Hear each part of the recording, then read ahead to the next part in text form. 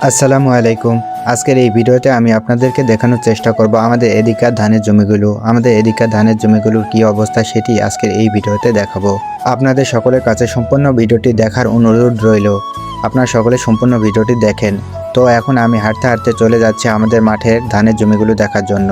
আমাদের এদিকে কিছুদিন ধরে প্রচুর পরিমাণে ঝড় বৃষ্টি হচ্ছে। এই জন্য আজকে আমি যাচ্ছি আমাদের মাঠের জমির ধানগুলো দেখার জন্য বা আমাদের এদিকে জমির ধানগুলো দেখার জন্য এবং ধানগুলোর কী অবস্থা। আমি এখন যেদিক দিয়ে যাচ্ছি সেখানে আপনারা দেখলে বুঝতে পারবেন যে আমাদের এদিককার ধানগুলো পাকতে শুরু করেছে। অনেক ধান পাকছে এবং কিছু ধান পাকেনি।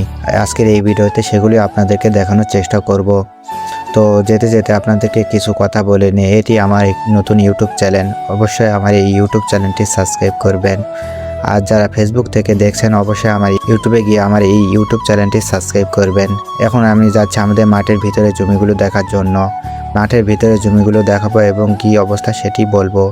এখন আপনারা দেখতে পাচ্ছেন যে আমাদের একটি মাঠের জমিতে চলে এসেছি। এখানে এসে দেখি এদিককার ধানগুলো পাকতে শুরু করেছে।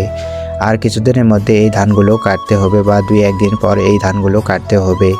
এই জন্য আমি এই ধানগুলো ভালোভাবে দেখছি এবং আপনাদেরকেও দেখানোর চেষ্টা করছি।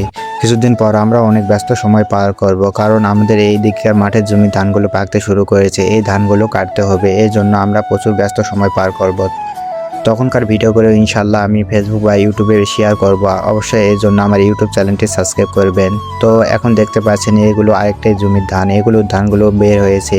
এই ধানগুলো একটু কাঁচা রয়েছে বা এগুলো ধান পাকতে এখনো 15 থেকে 20 দিন সময় লাগবে। এই জন্য এই ধানগুলো মনে হচ্ছে এই ধানগুলো ঈদের আগে আগে কাটা পড়বে। আর এখন যে ধানগুলো দেখতে পাচ্ছেন সেই ধানগুলো এখনো বের হয়নি। এই ধানগুলো বের হতে আরো দেরি হবে এবং কাটতেও প্রচুর দেরি হবে।